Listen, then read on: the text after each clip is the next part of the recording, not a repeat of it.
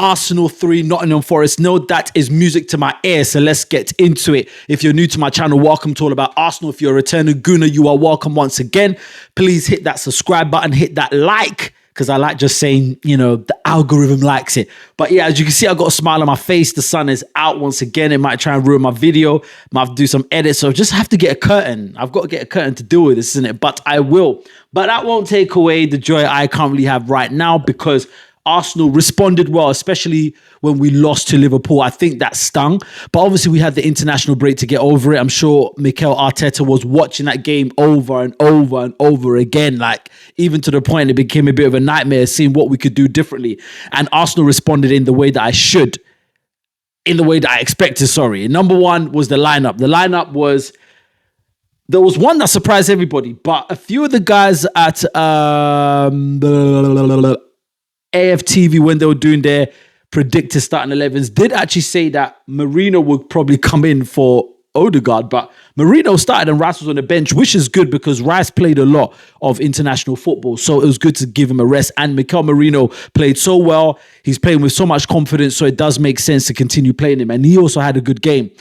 Lineup, I was pleased with it. Why? Because I saw Eze on the left, and there was quite a lot of talk on social media that people are disrespecting Martinelli. No, we're not. He's had his time. He's had his chance, and we need results now. We're at a time where we need a player that's going to be confident, come in and do what they're supposed to do, and that's what Eze did. So Arsenal were victorious. It was a great performance. I'll go into the individual players and what I was really impressed with. What stood out to me was the depth.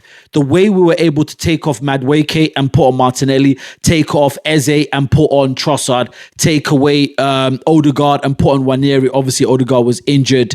Take away Calafiori and put on Skelly. The depth of the team is silly. The depth is silly. And when you want to win major titles, you need depth. So very, very happy with the performance. But let's get into it. The game, Arsenal controlled the game from start to finish. Forest didn't really get a sniff, and they are still a good team. I still rate them. Obviously, they're under Ange Postecoglou. They did play quite conservative. Obviously, you had the Emirates. It's his first game. He needs to get a feel of the players. The back four pretty much stayed static. They didn't try and push up. We didn't see that high line. We didn't see it at all. You know, I still, as a team, I still rate them. They still got they are in the Europa League thanks to Nuno Espirito Santo, which I think getting rid of him was a big mistake, but I'm not a Forest fan, so that's left to their fans to dispute and talk about that.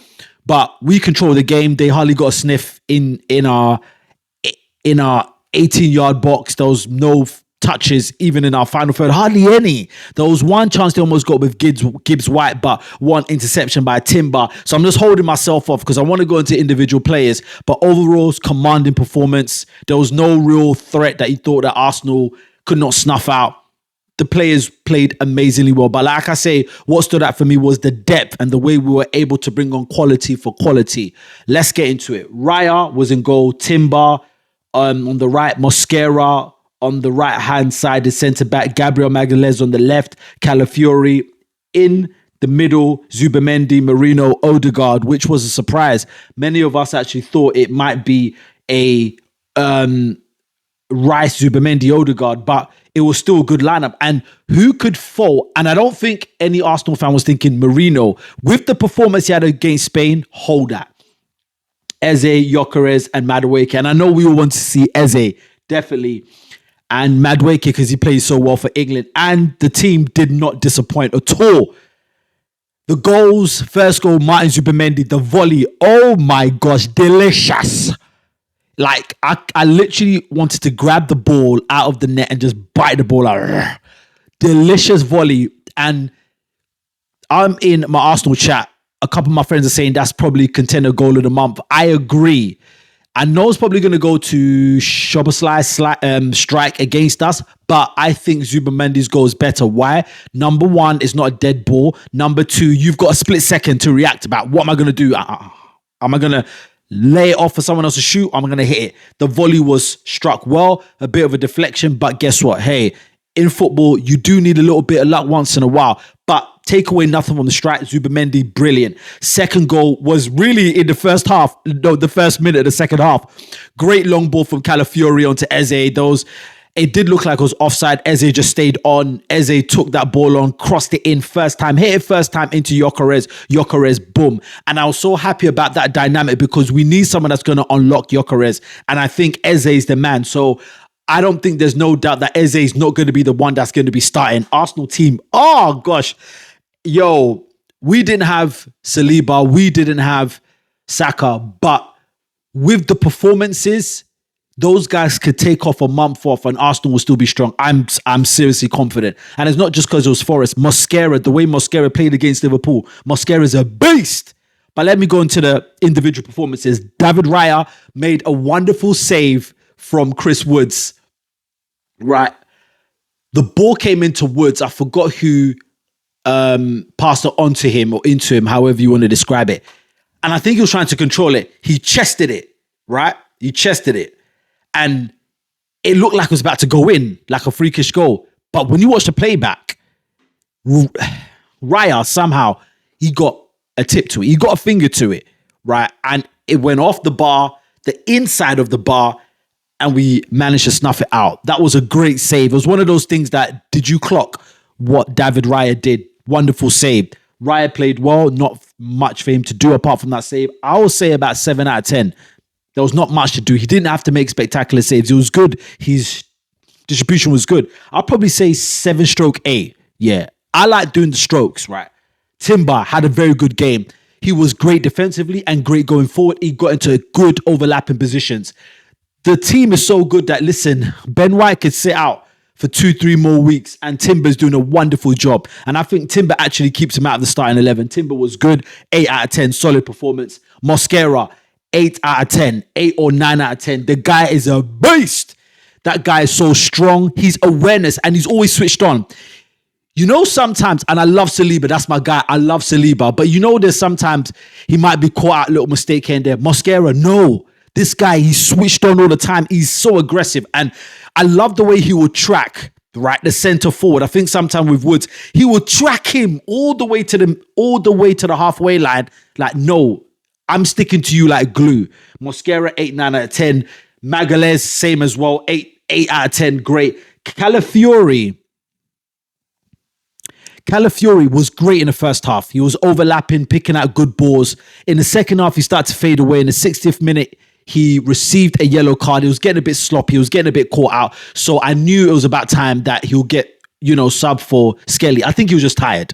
I think Calafiori was just a bit tired, getting a bit tired. And we do need to manage him. He was riddled with injuries last season. So I would say a 6, 7 out of 10. He did a good job. Onto the midfield. Martin Zubimendi, he's the player. Man of the match, player of the match. I think it's player of the match now because we don't want to make it sound sexier. So let's get it politically correct. Player of the match, Zubimendi, 9 out of 10. You know what? I think it was a 10 out of 10. Why? He controlled that midfield. He bossed the midfield and he scored 2 goals. The volley was delicious and he scored a second one off his head. Something he usually doesn't do. Because after when he scored, he started tapping his head and say, yo, my head. And I could see he was even surprised. He has settled in really quick and that's a 9/10 out performance. He was so great. Snuffed out danger, controlled that midfield. What a buy for Arsenal. Zubimendi, man of the match. I would say a 9 out of 10. 9 or 10 out of 10. Seriously, I'm so excited, but I would say definitely a 9 without a doubt. Merino had a good game. One of the things that stood out for me for Mikel Merino, he had a great chance to score in the first 4 minutes and it just hit straight to the keeper. But I think he had a good game. One thing about Merino, he's got very good close ball control. He's very good at controlling ball. He had some great flicks off with Eze, great touches. I'll say 7 out of 10. He had a good game.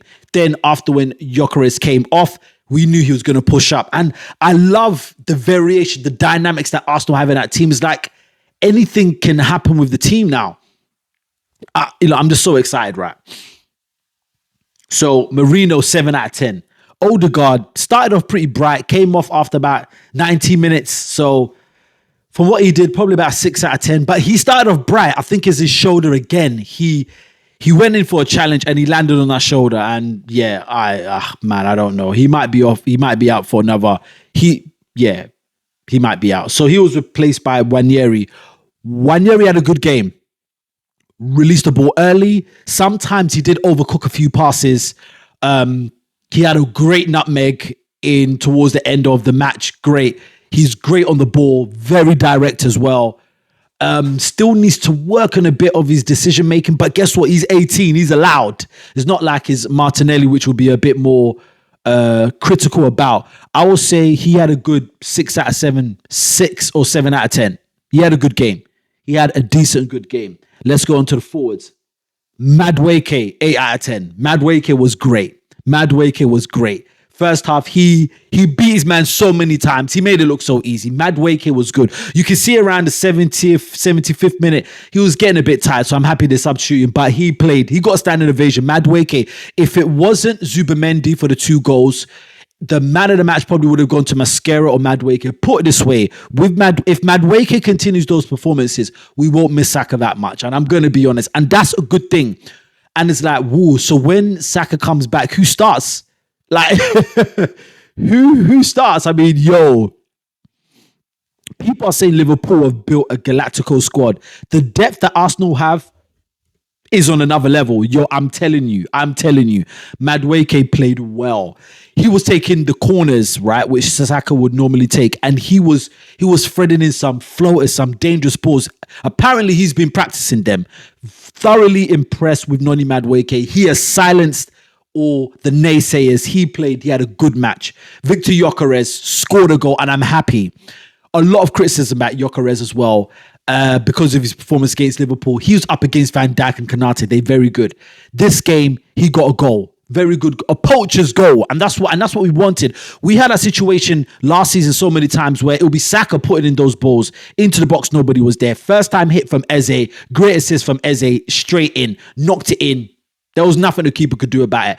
I would say Gyökeres was I would say he was a 7-8 because he was very much involved in the play as well. He would drop in deep sometimes. Good link-up play. He's really settling in. I would say 7-8 out of 10. He scored a goal. So, and I know he silenced some people. Last but not least, and I left him last. Let it all work out. Eberici Eze.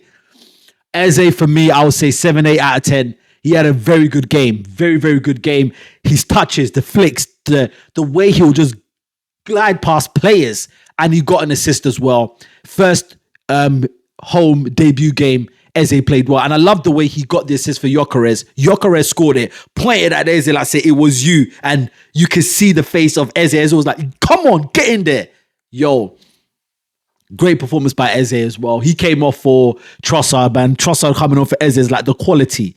That's the things that, man, you know what, guys? Arsenal's definitely winning something, man. Arsenal's definitely winning something. We're definitely winning something. What a strong team. The squad is a beast of a squad. It's like, even when Saliba and Saka come back, it's like, can you imagine Madueke, Mosquera on the bench? Whoa. And the thing is that the depth, and I'm beaming with so much adoration for the team because the depth is silly. Because normally Saka, Saliba would have started. Mosquera and Madueke would have came on. But Martinelli was able to come on for Madueke.